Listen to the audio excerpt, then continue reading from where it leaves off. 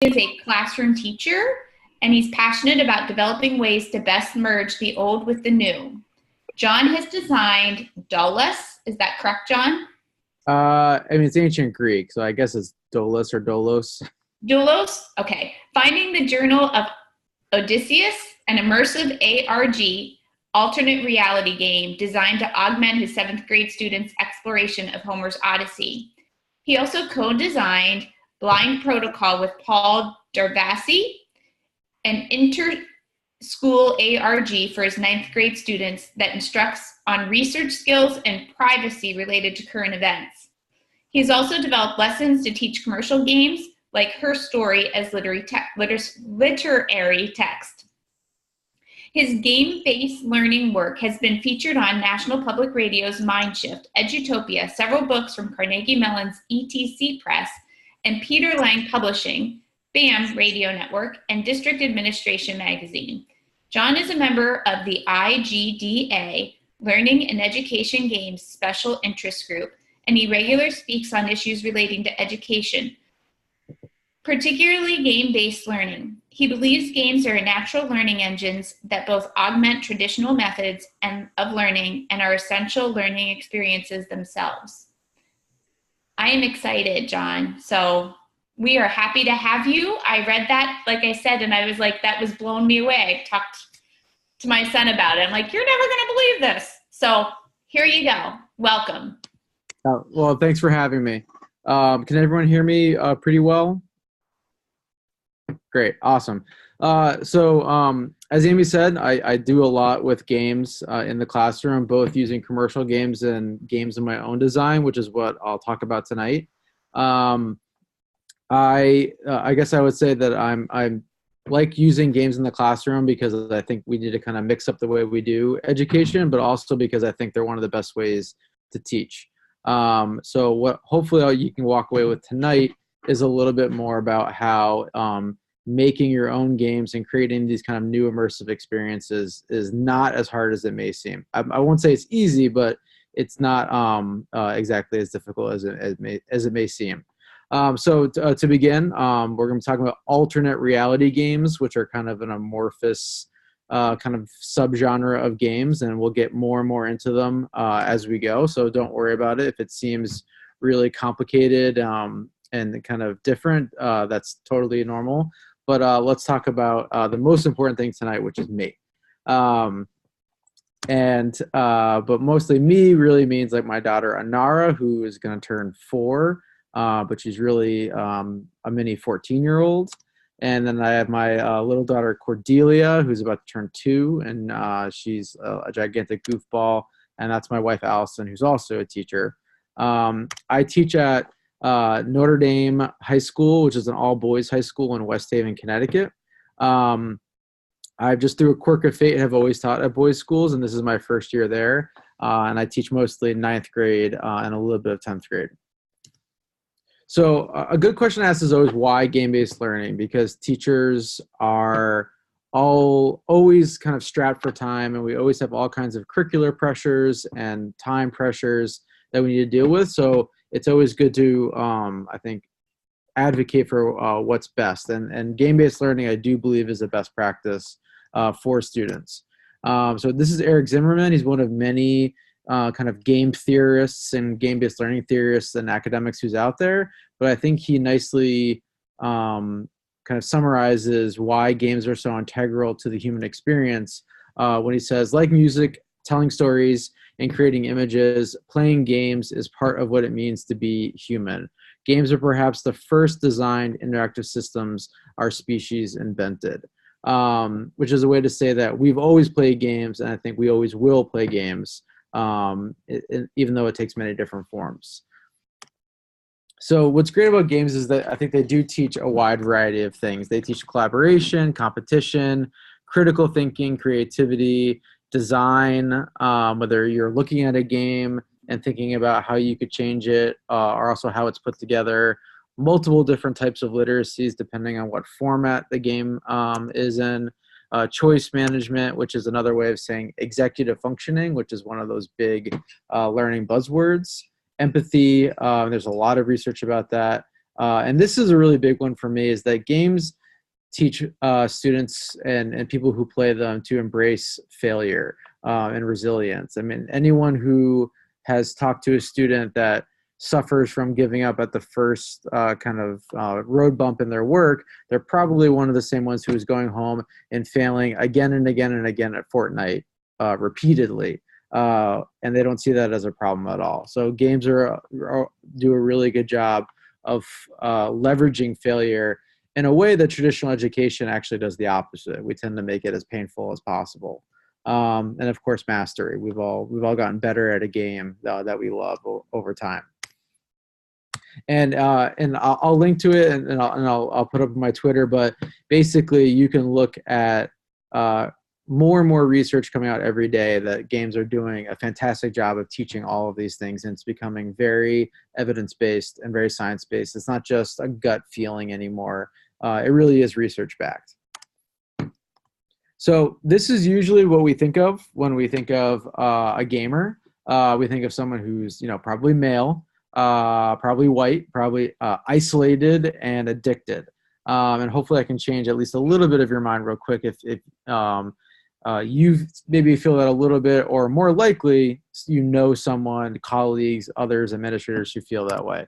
Because this is really a more accurate portrayal of gaming today, which is it's social, it's men and women, and it's not even digital, it's analog as well. So there are multiple barriers that we can break down. So gamers, they're everywhere. And this is from a recent one from some of the trade industries that publish these statistics just about every year. 63% of households have at least one person who's playing video games. That's, on average, almost 2 in each household. So it's usually more than one. Women age 18 or older represent a significantly greater portion of the game playing population, 31%, than boys ages 18 and younger, which is only 17%. So there's twice as many women playing games as what most people would say is the core demographic. So obviously it's a much more diverse field and diverse population than is usually stereotyped. And 54% of gamers play with others. So the most frequent gamers are actually playing with other people as opposed to alone more often than not. And board game sales, which is a particular habit of mine, if I could show you the closet behind my laptop, it's floor to ceiling full of board games. The board game sales increase 28% by 2016, and I believe the most recent data is even more. So social games are actually being pushed by millennials and younger people more than anything. So we're not very isolated.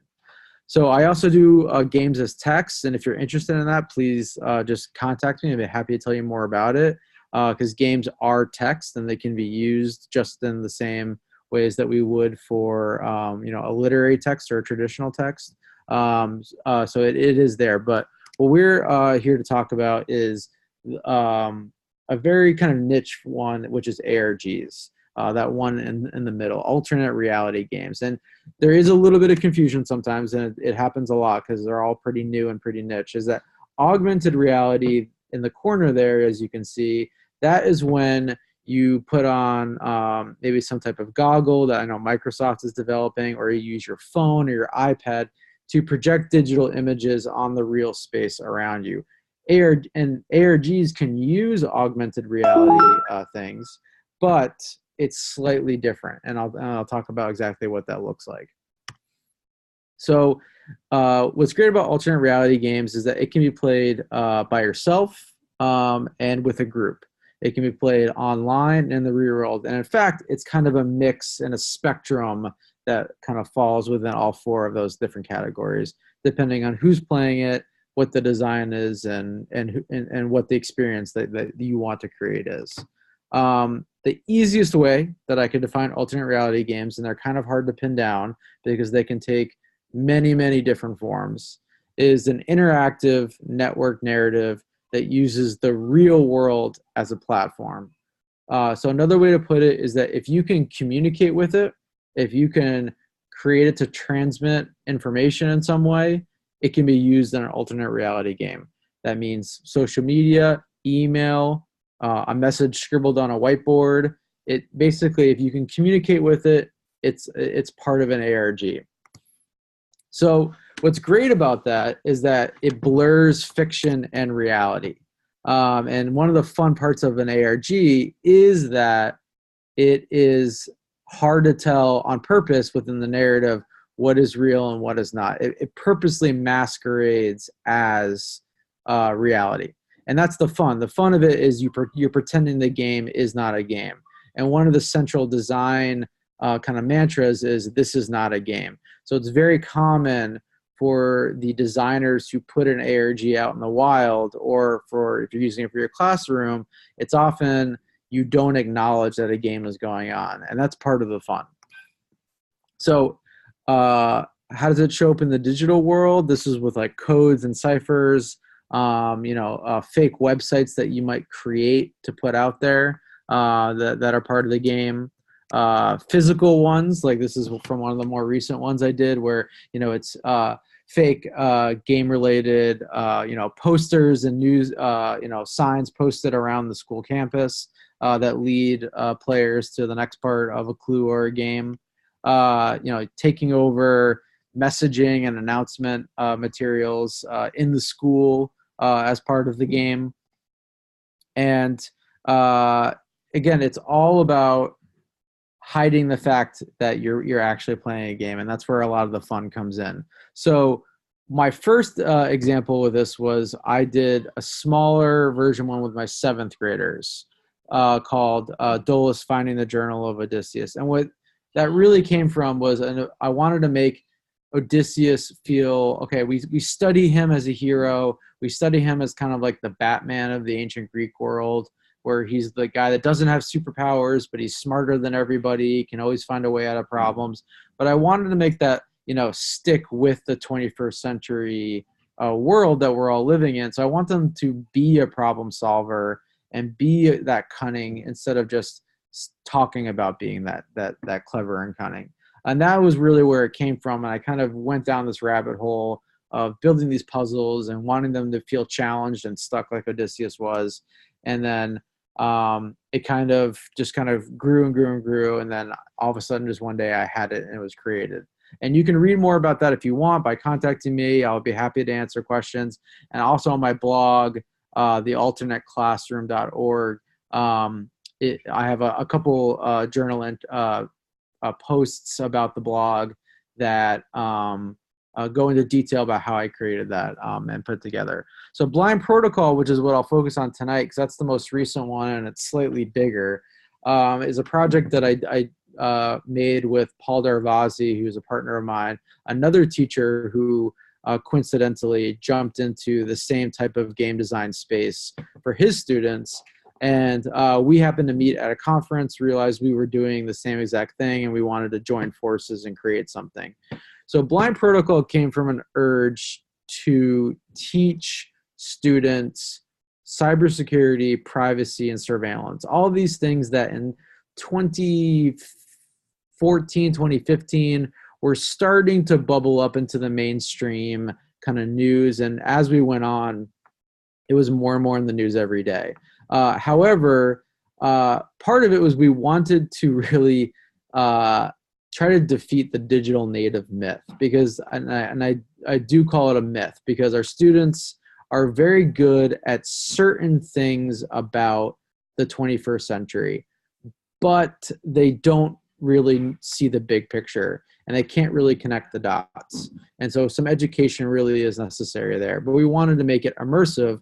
How could we create a way where they really had to defend their privacy without actually putting their privacy at risk? And we realized that an ARG could be a safe space the same way that, when you're pretending to be a soldier in a video game, you're not really at risk. It's just simulating, that risk and that danger. We wanted to try to do the same thing. So basically it was from when I was at my old school, and we decided to put them together as a competition. And that's relatively novel for ARGs. ARGs are usually, as you'll see, it's a lot of puzzles, a lot of very difficult challenges that a lot of groups are kind of spontaneously organized to try to defeat. there's usually not a direct competitive element. So we kind of tweak the formula a little bit there. So the first step of an ARG is the rabbit hole. And like Alice in Wonderland, it is the moment that the game world becomes real to you. And when the game world becomes real, it's usually in this kind of sudden, dramatic fashion. And how we decided to do this was we took a TED Talk that we doctored to appear as if it gets hacked.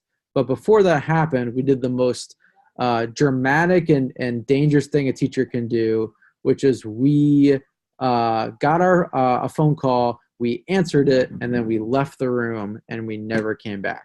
So you can kind of see what that looks like right here. We're entering an age where we talk about cyber weapons.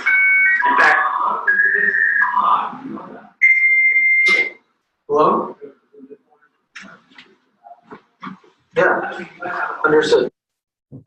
So as you can see there, this is happening relatively simultaneously on the same day. This now switches over to the Toronto feed, where Paul pretends to go through the same thing, watching the same video, and then gets this mysterious phone call and leaves. And they have no idea what's going on, no idea what's happening, and they're just kind of stuck there to figure it out. Now what happens is the video, which appears to be paused, then gets taken over. And again, we just doctored this to appear that way. There's actually no interaction going on. It just looks like it's getting hacked, and you can see the result here.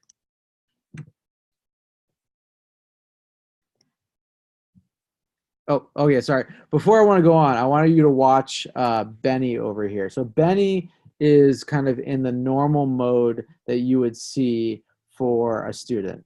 He's not completely disengaged, but he's definitely not engaged. His chin is in his hand. He's paying attention. He's there, but he's not really going on. And then watch what happens with Benny when all of this starts to change. And what you can see is that he gets actually surprised and shocked. And that is the reaction that I think we need to give our students much more often, is make them sit up in surprise and kind of wonder about what is going on right now in this classroom. Because the traditional educational experience is very, very predictable. And for teachers, that's comforting. For students, that's often boring. And so finding a way to just turn things in the moment is a really important thing. And that's what happens when you rupture the routine. And we should do that in small things much, much more often. So here's one of them trying to decide what is going on when the video begins to change. That is why I'm being recorded. Yeah, I can't test the seal. I swear, yeah, we're doing it. This is great. Yo, tell us to sit down.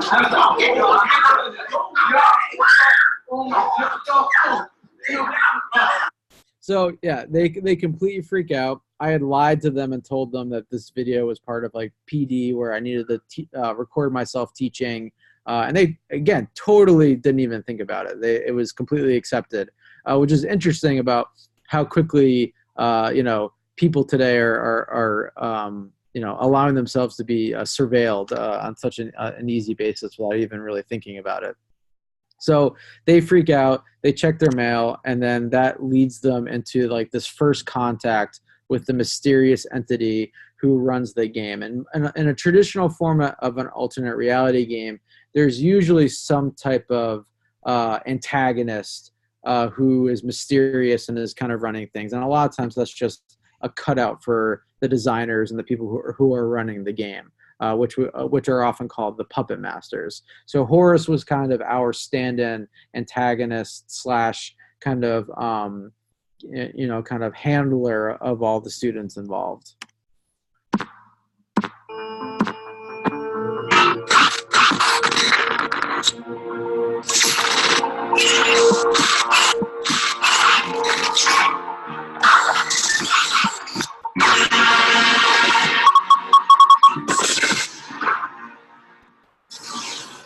Greetings, Acolyte.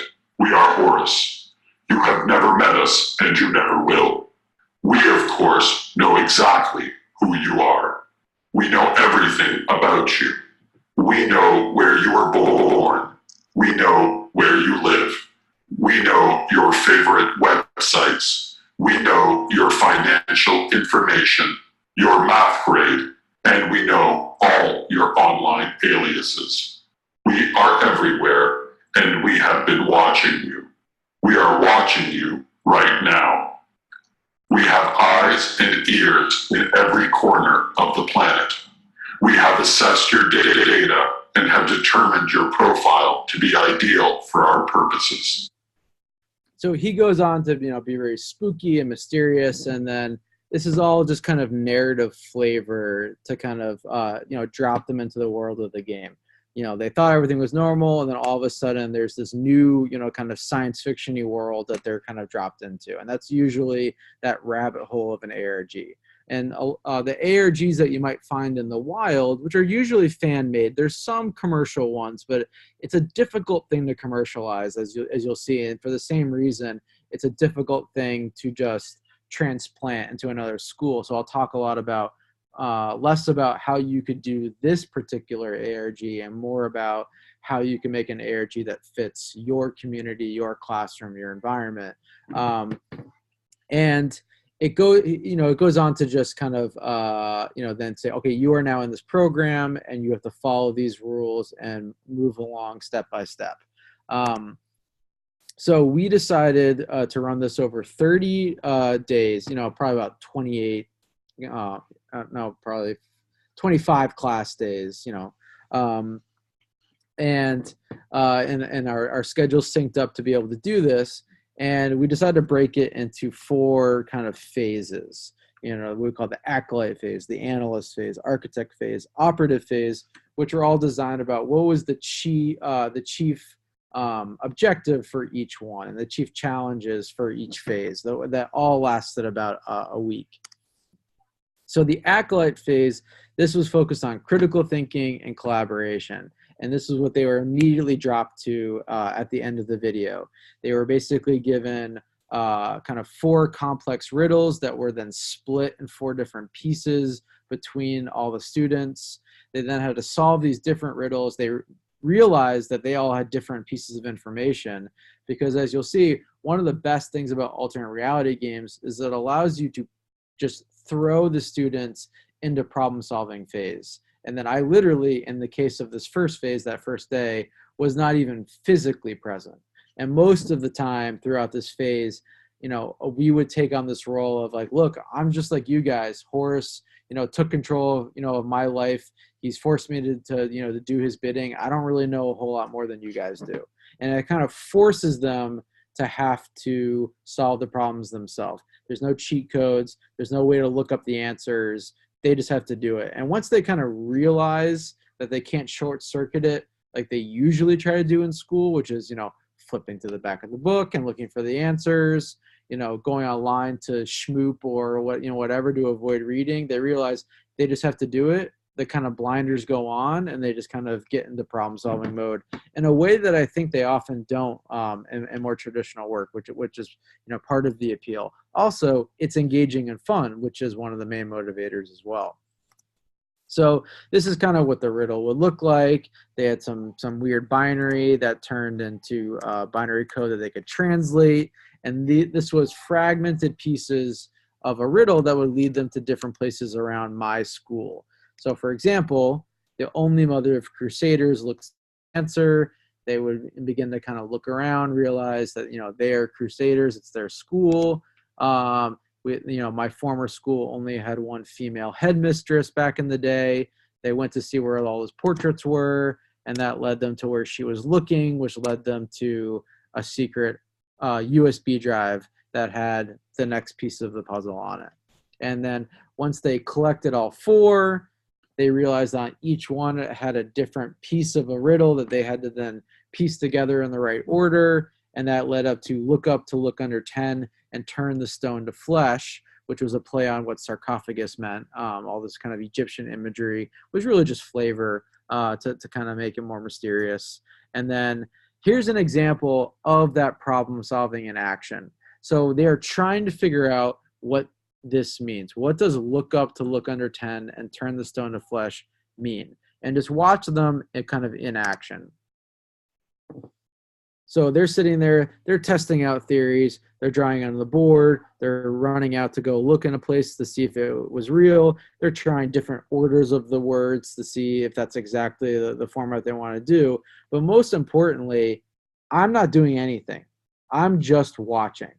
I'm not giving them any real guidance. I've set some barriers of like, yes, you can't go across the street. You do have to stay in the building. But other than that, I'm really just kind of watching them problem solve in action. And that's what I want them to do. I want them to be independent problem solvers, not just on the railroad to find the answer. I want them to figure it out themselves. And they really jumped onto it. And it's really great to see that kind of problem solving in action. And eventually they found it. It was actually under the table 10 in the lunchroom, which it was fun to actually watch them try to do that during lunch without anybody noticing. So one of the first steps they had to do is they had to create their own asset profile, which was just like a code name and a cool little image, which is a way to say, okay, you now need to start protecting your identity. So do that through a code name and an alias. And what's great about this is it creates a real great sense of paranoia immediately. So for the entire 4 weeks, they're literally looking over their shoulder because they don't know what's going to happen next.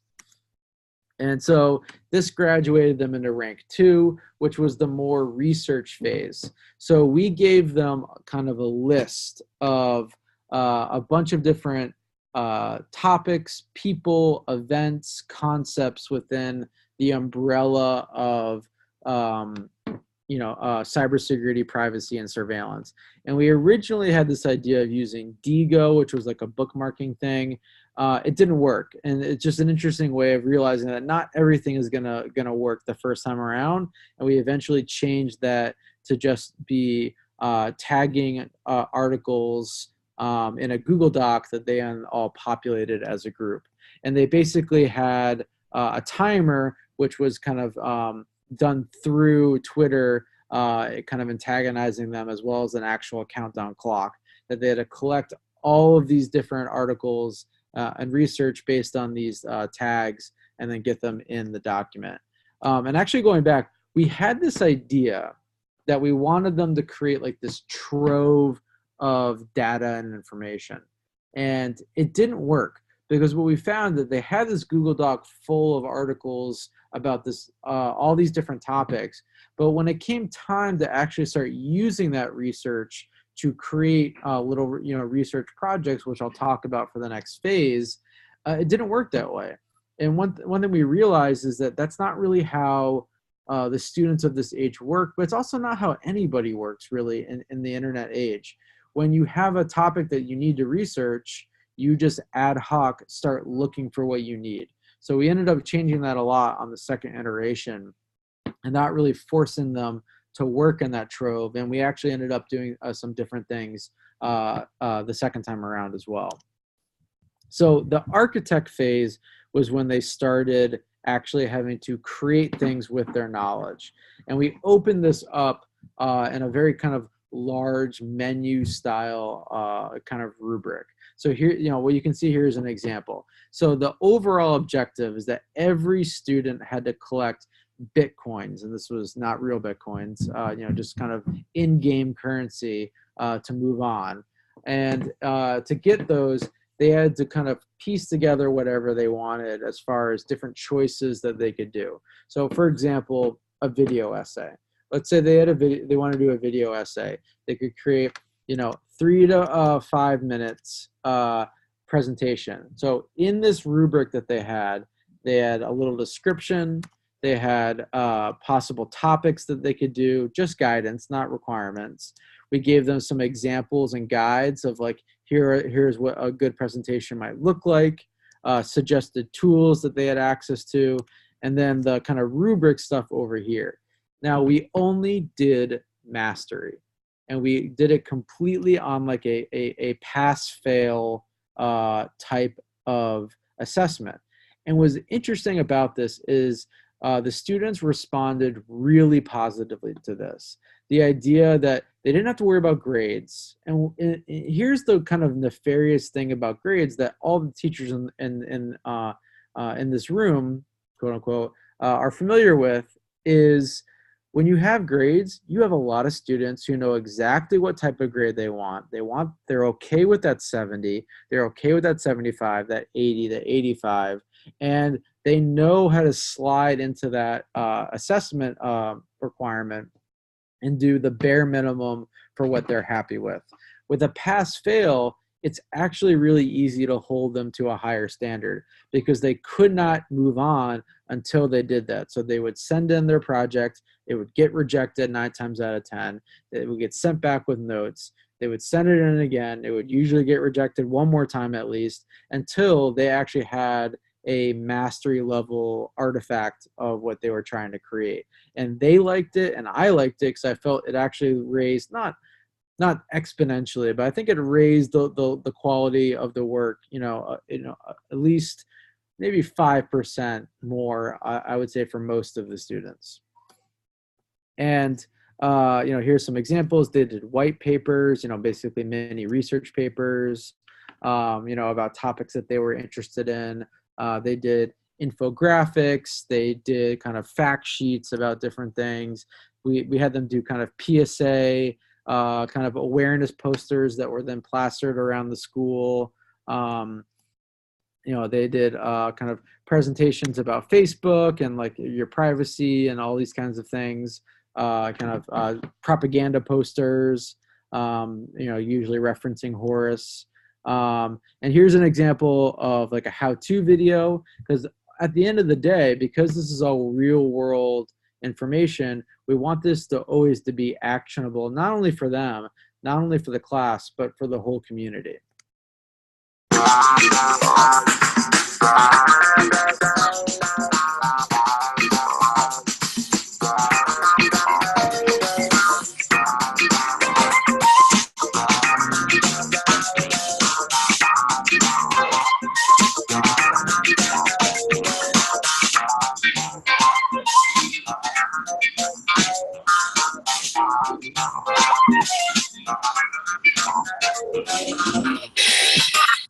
You can get the idea that this was about trying to actually know what the privacy settings are like, how it affects you, and then spread your knowledge to others. Like, actually kind of break the walls of the classroom down, because one of the downsides of traditional education is that everything is within the vacuum of the classroom. And students are very quick to pick up on that. And I actually think that's one of the biggest reasons for disengagement is that, school, as my partner Paul would say, school is a game, but it's a terrible game.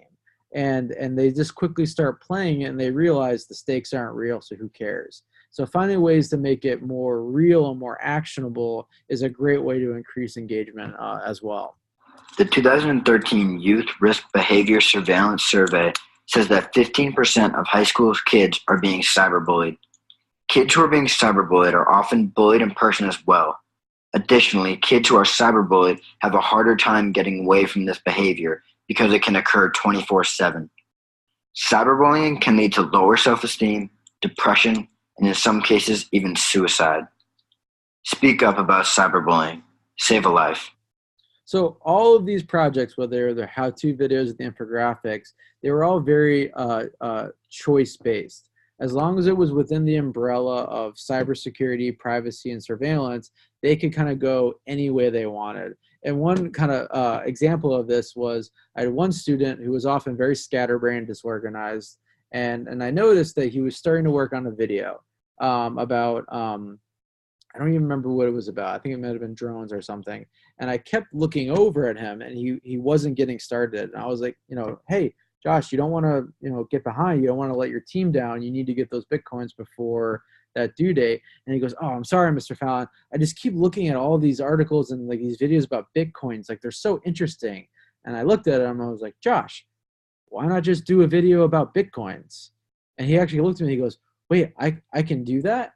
And yes, he was a little scatterbrained, but it was also an example of how students are not used to being in control of their learning and being able to follow the topics that they want and being like, yes, you're interested in that, go down that path, do whatever you want. And again, it was another thing they responded really well to. So now we get into the competitive portion, like the engagement. So they were accumulating these Bitcoins so they could use them to access a catalog of cyber tools and cyber weapons that they were going to use against their opponents and their targets. And of course, when they're told about their targets, they assume it's the classmates sitting next to them. They can't wait to beat on their friend and win in front of their classroom. But what they don't realize is that there has been another class that has been going through the same project the whole time. The class in Toronto did not exist in my students' world until this last phase. And they realized all these things you've been learning, all these things you've been doing, another program has existed too, and you are now in competition with them. So they wanted to get access to this catalog. And what's interesting about this catalog, and I'll show you, is that we based it we had this idea for a catalog and of nefarious cyber tools. And then we realized that this was kind of, art imitating life, coincidentally, because the NSA, as part of the Edward Snowden leaks, had a real catalog that was literally like order off the shelf for whatever nefarious snooping or surveillance task you can think of, you can get in here. And they were full of these kind of sci-fi names like Rage Master. And so we just built our catalog to look pretty much the same. And what it had the title and the serial number, all just narrative flavor, an image, just flavor, and then the description and the specifications, the cost, what it was for, what it would get you, and how much time it would take to get the results back. Because how it would work is it allowed you to, hack one of the, enemy students to get them to do something. And every little tiny thing it would do was a tiny breadcrumb of information about their location. Because what they were trying to get was the location of the other team. And it is surprising how easy that was to find. Here's an example of how each one was found. So the Canadians were discovered because one of the protocols was called the street sign protocol. And all required the compromised student to do is within 24 hours, they had to take a picture of a street sign that was within 1 mile of their campus. And then they had to give that picture to the teacher, and then we would then transmit it to the other teacher to be disseminated. And that was the way that we kind of controlled and wanted to make the hacking and the compromising of your privacy very safe and controlled. So it was all kind of metaphorical. It wasn't actual, snooping and surveillance. And so they took a picture of a street sign. Now they tried to get clever because they also assumed that this must be a local school in Toronto. So that building in the background is another school in Toronto, not theirs. The problem is Harvard Street only exists in Toronto. It is literally the only Harvard Street in the entire world. So once they did Harvard Street, it was pretty easy for my students to realize, okay, we're talking about Toronto. And then they did a different one, which was the drone protocol. And here's what the drone protocol gave them when they executed that. Heading to the west, 256. Copy 6 miles. Let me know when you see the target area and I'll start the bomb down. Right there, we're there, short one.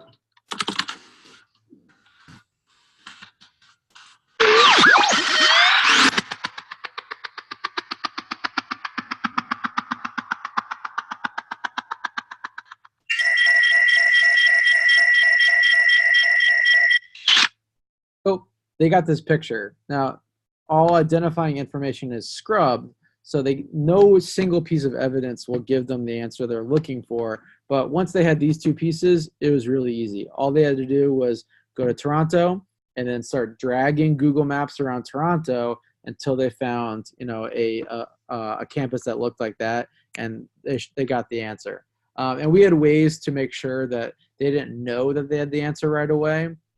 to kind of keep the timing going. But they got it. However, the other team got discovered too, by a bit more of kind of like a backdoor way. So one of the screenshots that you could items you could use was you had to make the entire class take screenshots of their desk or of their desktop on their laptops, and they had 5 minutes to scrub them of all compromising information as quickly as they could, and then they had to turn it in. All of the guys figured this out except for one, who left some pretty innocent information. He left a file that had his last name, and he left a file that had his first name. And then that was all it took to find his Facebook profile, which he had open, and a picture of him in front of the school with the name of the school right there. And that was how they figured it out. So these are all, what's interesting about this is these are all innocent pieces of information that we are volunteering all the time. And we don't think about how easy it is to kind of cross-reference that information, and that a group of strangers in another country found out exactly where you are every day. And that was the kind of the climax of the game, to say, this is how vulnerable you are with your privacy online. You need to start thinking about how you're going to participate in it. A way to live that experience, and instead of just saying, the internet is scary with privacy, you should lock it down by doing A, B, and C. So what did the students think? So when it came to engagement, they would say things like, the game made me look forward to class. I think if it was traditional, I might have zoned out and not paid attention. Critical thinking, they said, I learned a lot more about hackers through this making the infographic. I definitely used some critical thinking skills. They loved the scavenger hunt puzzles, which was one of the earlier phases. It was fun figuring out the clues as a group and then having to figure out what to do with it. And choice, as I said before, was a big thing. Being able to choose the projects they were doing was a big hit with them. As well as, I didn't expect to have a section like the artifact where they would be able to choose. Again, they were surprised by giving that much choice. They learned all kinds of great skills about, how to privatize their information, real actionable learning, not just stuck in the vacuum of the classroom. And I thought this was always an interesting one. I learned a lot about cybersecurity, and he says, I also learned a lot about iMovie. I discovered that I like to, and I'm very skilled at using iMovie, which is something I did not know before. So this is one of those great moments where just throwing them into a new uncomfortable situation, and like in a game, just saying, figure it out, can actually turn into really great results.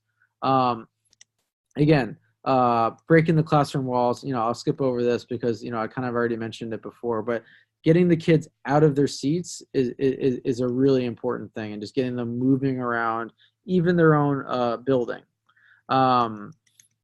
So this was a part of the anonymous survey that they got, and, critical thinking, collaboration, creativity were all the ones that they self-reported as being able to develop.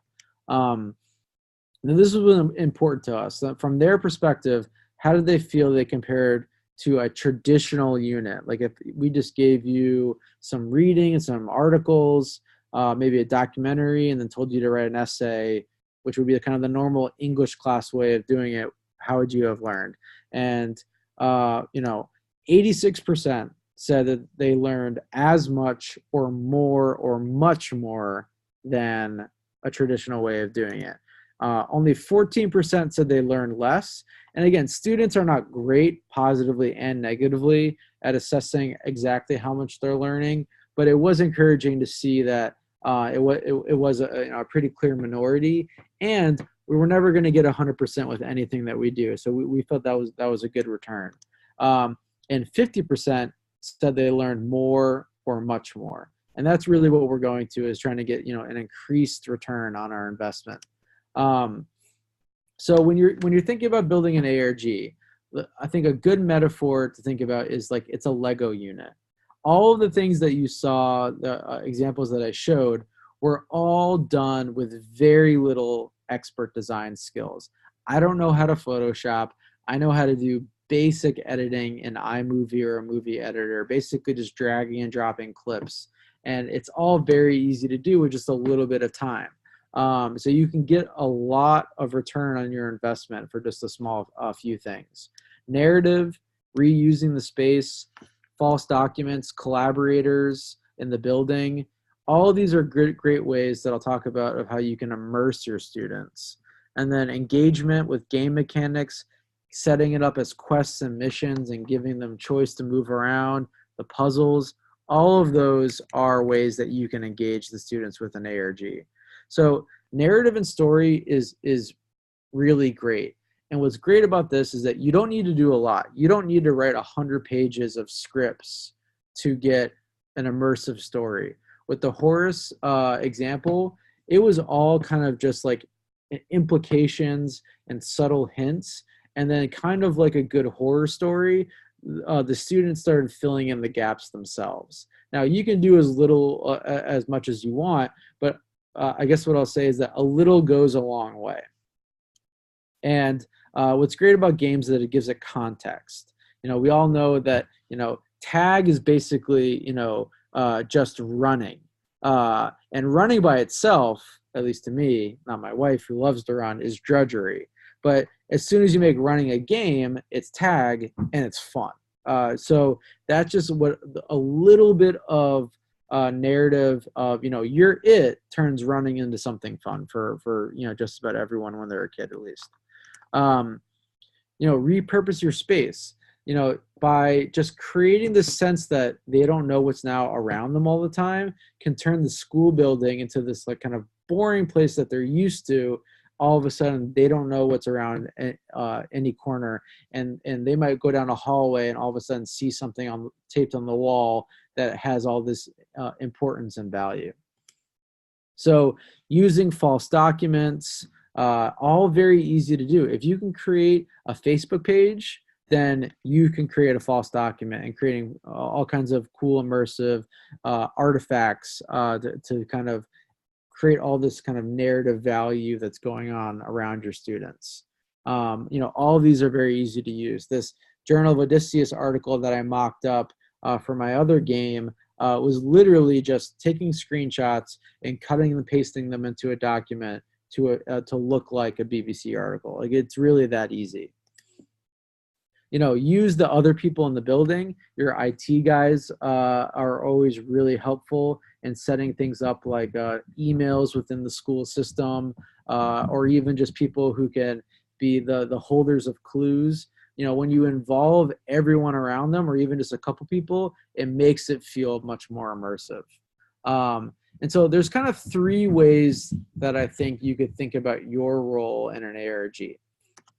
One is the puppet master.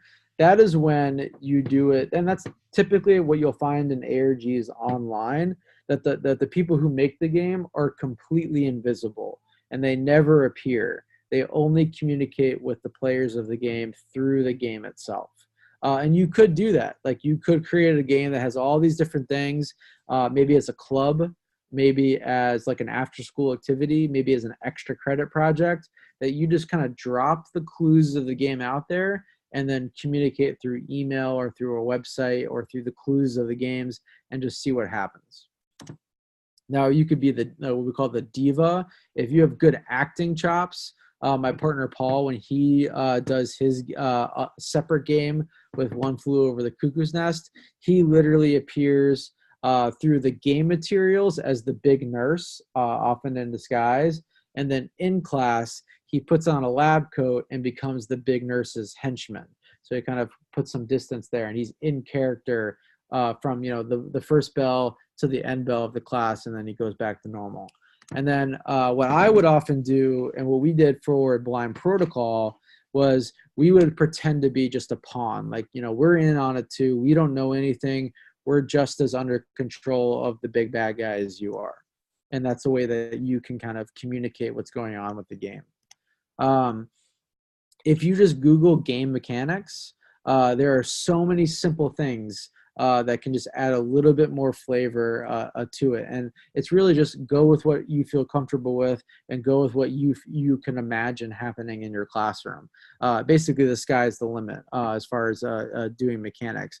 But even something as simple as a countdown timer, like, you need to accomplish this by this time, and just having a big blaring, you know, red clock on the wall actually is quite motivating. So as I talked about, giving people options is a really great thing, and calling, and this is often called quest-based learning or mission-based learning, where you might have like a branching tree of possibilities, or maybe just kind of like an open sandbox like we did with Blind Protocol, where you had the menu of choices and then you could just do whatever you wanted as long as you got to that right number of points after you got it submitted. So puzzles are the bread and butter of an alternate reality game. And what's great about that is that when you create a puzzle, it is a great way to engage, but also control the flow of their progress. So this is from an article that I'll link, and it's on my blog too. The most important aspect of a puzzle in an ARG is that the correct solution must be obviously correct. And what's great about puzzles is that when you get the right answer, you know right away. When you're trying to find the right password, when you're trying to like unscramble the letters in a cipher to figure out what it is, once you start getting a little bit of the right answer, you'll know. And once you get that right answer, the gobbledygook becomes the right password. You put it in, you move on, which is a really nice, easy way for it to work, and for the students and the players to not feel like they're just kind of flailing. Because a lot of times what makes sense to you, because you know the answer, might not make sense. But puzzles are a really easy way to make sure that it does. And again, a good piece of advice is you should expect any and every piece of text you provide to be plugged straight into Google. For example, both times when we did Blind Protocol, I had students, as soon as they learned Horace's name, which was in the first 20 minutes of playing the game, they were going into Google, typing in Horace game, Horace, private, spooky game. Like, they were literally looking for all the answers as soon as they were getting data. So you should assume that that's going to happen, and you can often use that if you maybe want to direct them to a certain web page as part of the clue. And that's from Adam Foster, who wrote a great article about design. And again, you can find that, and it's linked on my blog as well. So where do you start? There's been a ton of stuff that I've talked about tonight, and it all seems really complicated and really complex, and it is, but it isn't. But what's great about ARGs is that they're custom. They're like a Lego set. You should think about what you could build for your classroom. Don't look at another one and say, oh, I want to copy that. Think about, okay, what could I do that fits, for your grade, for your subject, for the space of your classroom, your location. So for example, I'm in suburbia in Connecticut. So I was pretty much limited with students who couldn't drive to just the school campus. My partner, Paul, who lived in Toronto and had older students who had access, to the whole city, excuse me. He was able to plant clues and create puzzles that literally used the whole neighborhood. And again, so you adapt to what you have. For your technology comfort, your comfort level, for puzzle design, for game design, basically, all of this is a way of saying start small, because when you build one puzzle experience, maybe 30-minute puzzle experience in your classroom, and you see how it works, it's very easy then to just start connecting it to bigger and bigger and bigger things, and you can grow from there. There's a lot of tools out there like 3D Game Lab, Classcraft, that will actually create are basically LMSs, learning management systems, built around these ideas. And if you want to go for that, they usually cost money, but if you have the budget or you want to make it easier, they are great tools. But a lot of it you can build yourself with, using your Google Docs, using things like Squarespace or WordPress to build your own websites. All of that is able to be done by hand if you start small. But there are commercial options out there as well. I don't use them myself, but I have heard great things. So my final thought for this is think about it like a Lego set. You know, you start with a pile of options. It seems like a complete mess, but once you start plugging things together, it starts to take shape, and it's driven by what you want to accomplish. So for example, you would not look at Legos for your first time and be like, yep, I'm going to build that. That is, you know, an expert level artisan custom job. You're going to start with something more like that. And that's fine. That's where you should begin. And then very quickly, you will find yourself building your own crazy Lego thing of your creation as you get to know how it works. So start small, create a puzzle, think about, okay, what kind of challenges, what kind of challenges do I want to put my students through? What kind of things do I want to make them have to do within the space of a challenging experience? And then just start to think of how you could build that. You know, look at movies. Think about video games that you play or your students play or your friends play, and think about how you could take that challenge and just create a smaller version of it for your classroom. And that's really where you can begin. So if you would like to know more, feel free to contact me. Feel free to contact my partner, Paul, who's very nice, either on Twitter, through email. Both of our classrooms are there. I'm sorry, not classrooms. Our websites are there. On my website, we break down a lot of the things that we do. Paul has some great resources as well that have both things that you could use, but also kind of design diaries of like, here's how I built this from beginning to end, and what the experience was like. So if you have any questions at all, whether it's tonight or you know, in the future, you know, don't hesitate to ask is basically what I would say. So I don't know what the plan is tonight. If we have time for questions, I'm happy to do whatever. So thank you for stopping by, and I hope you at least walked away with a little bit of ideas of how you could maybe start building your own alternate reality games for your students and for your classrooms, because I guarantee you it will pay dividends. It's so much fun for them, but it's also really fun for you. It's some of my favorite teaching experiences. And you know, when you put the time in, it is worth it. I guarantee it. Okay. John, I really appreciate the time that you took with us tonight. I noticed that you do have your contact information there in case anybody wants to reach out to learn more. Does anybody have any questions before we wrap up? Yep, I see the chat box blinking, so let me open it up. Okay.